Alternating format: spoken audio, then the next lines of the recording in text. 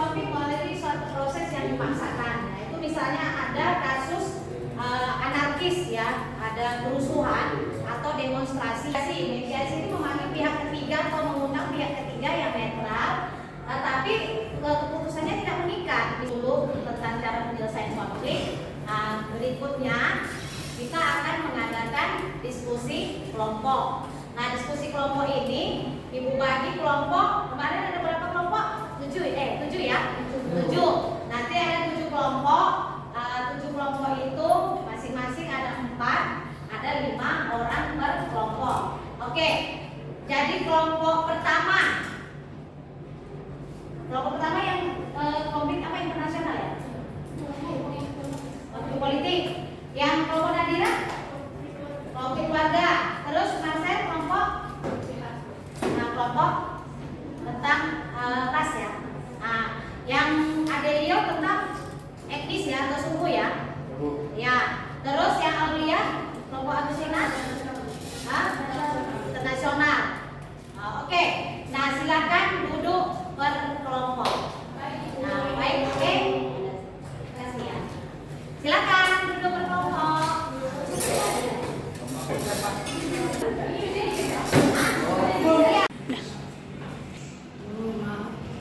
Loh, Jeffy kamu dari mana aja? Oh, gitu. Bukan dari Kati? Oh, yaudah dulu nanti kita bicara ya. Nah, silakan duduk. Oke, sebelum kita diskusi kelompok dan nanti kalian presentasi, kita buat dulu kesepakatan kelas. Nah, apa kira-kira kesepakatannya? Selama diskusi boleh nggak pegang HP? Ya.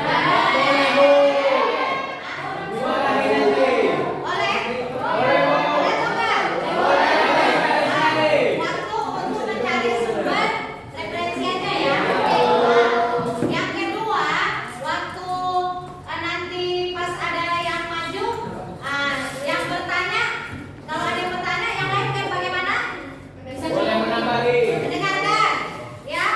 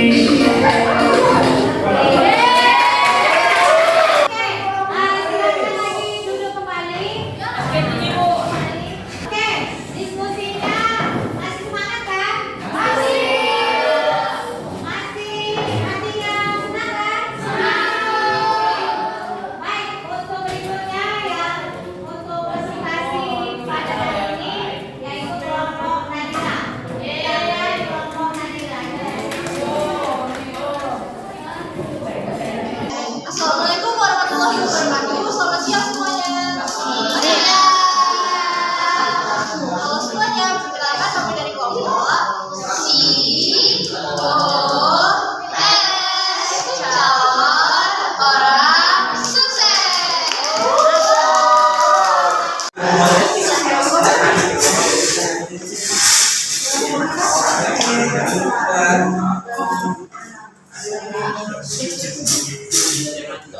Sebelum kami masuk ke materinya, izinkan kami memperkenalkan diri terlebih dahulu. Perkenalkan, nama saya Nadira. Saya Laranita. Pada hari ini kami akan membahas materi terkait gara-gara warisan yang termasuk dalam konflik keluarga. Selanjutnya, saya akan membacakan mengenai faktor-faktor. Terdapat beberapa faktor penyebab konflik dalam artikel tersebut. Yang pertama ialah perbedaan status pernikahan. Setelah kematian Ibu Novian dari Safira, sang ayah menikah lagi dengan adik Indrawati dalam waktu yang relatif singkat setelah keadaan berduka. Hal ini bisa menjadi sumber konflik karena perubahan dinamika keluarga dan kemungkinan adanya ketidakpuasan atau ketidaksetujuan dari pihak lain, terutama dari anak sementara. Yang kedua, ada persoalan harta warisan. Konflik mungkin muncul terkait hak waris atas rumah atau yang sebelumnya dimiliki bersama oleh Pak Bambang dengan istrinya yang pertama. Kematian Ibu Novian di Safira dapat memicu pertentangan terkait warisan dan kepemilikan rumah tersebut antara sang anak dan ayahnya yang telah meninggal. Yang ketiga, yang terakhir ialah masalah perabotan rumah yang ada. Adanya tuduhan bahwa sejumlah perabotan Konflik keluarga seperti ini seringkali kompleks dan melibatkan banyak faktor emosional dan hukum. Dari sudut pandang sang anak, mungkin saja dia merasa bahwa hak-haknya dalam warisan atau keadilan tidak terpenuhi oleh sang ayah. Ditambah lagi rasa kecewa karena belum menerima ada sosok yang baru di dalam keluarganya yang mengganti peran sang ibunda. Sementara dari sudut pandang yang lain, sang ayah mungkin memiliki alasan dan argumen yang berbeda. Maka dari itu, penting untuk memahami perspektif dan kepentingan kedua belah pihak serta mencari solusi yang adil dan damai melalui mediasi atau proses hukum yang tepat. Nah, kan kalian udah dengerin materi dari Pak Bibi. Jadi kami akan membuka sesi pertanyaan. Dan kami cuma akan pegang aja ya, soalnya kita kan makan waktu, kelompok lain juga belajar. Jadi mau bertanya, dipersilakan. Cukup. Siapa mau bertanya? Udah ada ditunjuk yang mana orangnya yang mau nanya? Ya, bilang videonya. Jadi hasil kesepakatan kami yang bertanya itu ada Rika, Aulia, dan Sherina. Kepada yang nggak dapet jangan berkecil hati ya.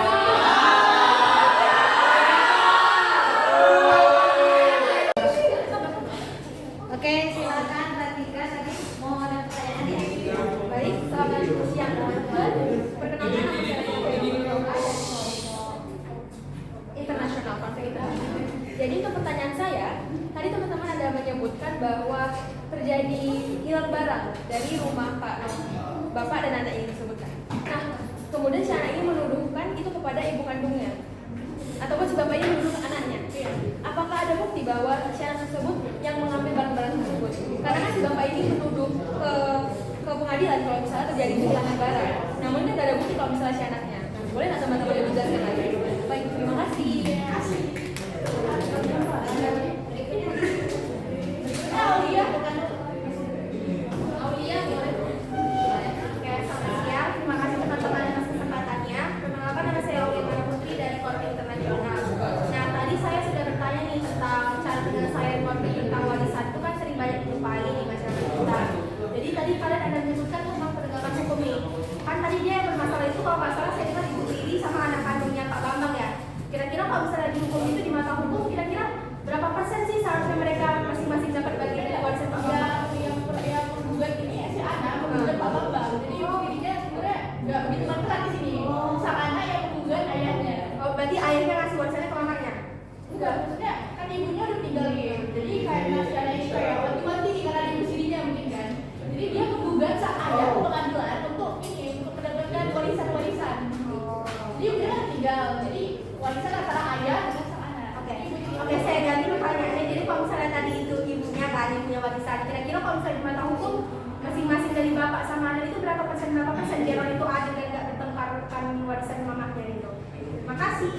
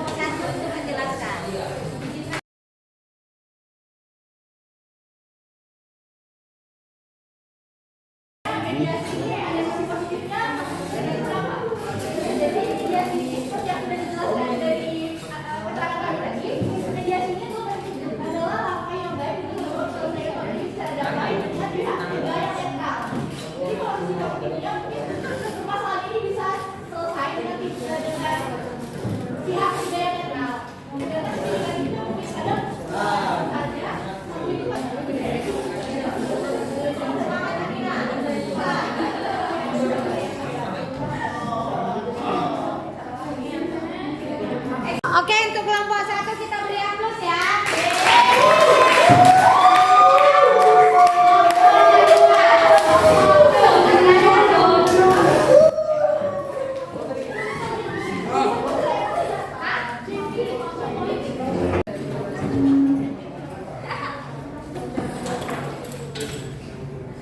Kami dari kelompok politik C3.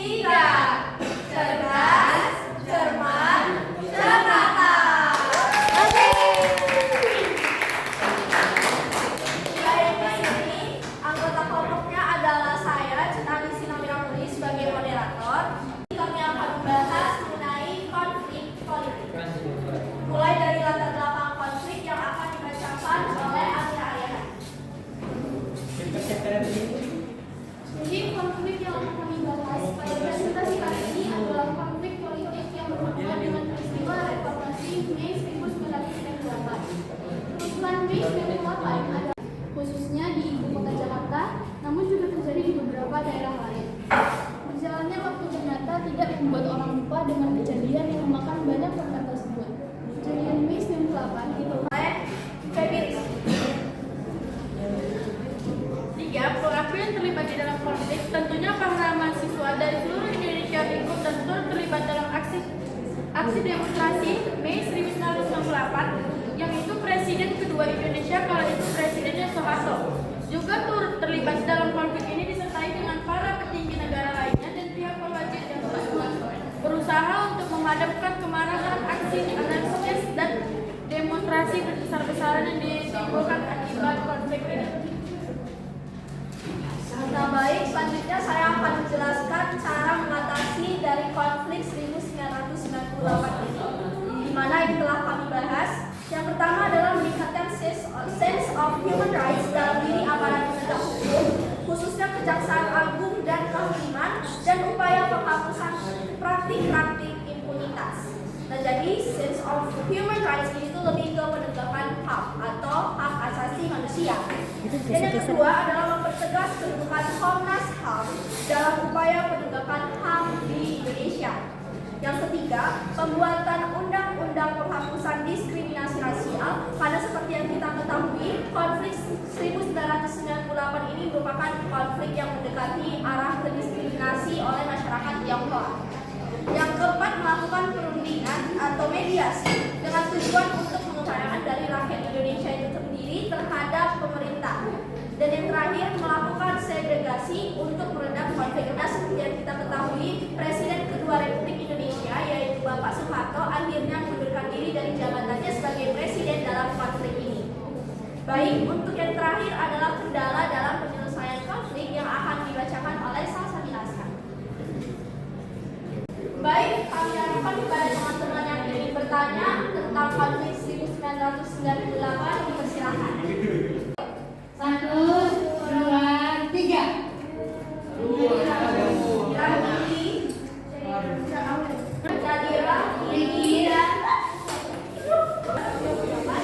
Dan orang tua ini masih menegakkan keadilan. Kuncinya masih banyak yang berdiri pada hari Kamis di depan gedung DPR untuk menikmati kematian. Terima kasih. Oke, baik. yang salah di peristiwa itu. Nah, apa yang bisa dilakukan negara untuk membuat keadaan keluarga korban yang sudah ditinggalkan? Terima kasih Kiki. Baik.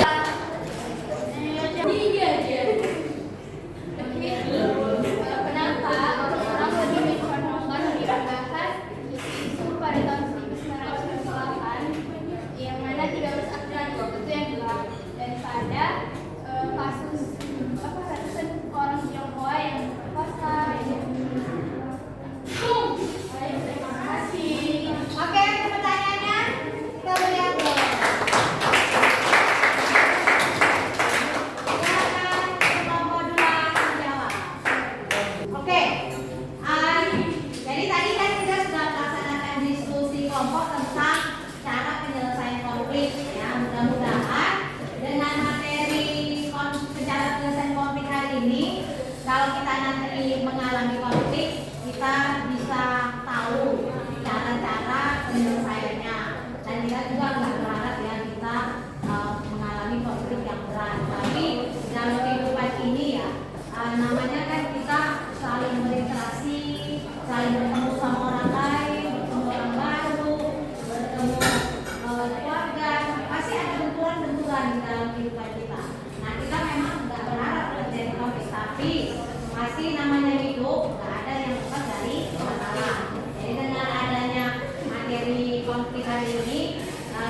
bisa mencari solusi tentang cara-cara penyelesaian konflik yang mungkin dihadapi oleh kita, keluarga, teman, ya, dan lain-lain. Baiklah, Ibu, terima kasih sudah banyak melaksanakan diskusi hari ini. Oke, terima kasih. Baik ya, assalamualaikum warahmatullahi wabarakatuh ya. Oke, jadi tadi kamu terlambat jam pelajaran Ibu. Nah, itu kenapa kamu terlambat? Macet. Memang tadi bangun jam berapa? Lamaan tidur ya. Jadi apa ini usahanya supaya pas nanti pelajaran Ibu nggak terlambat lagi? Bangun lebih awal. Terus tidur?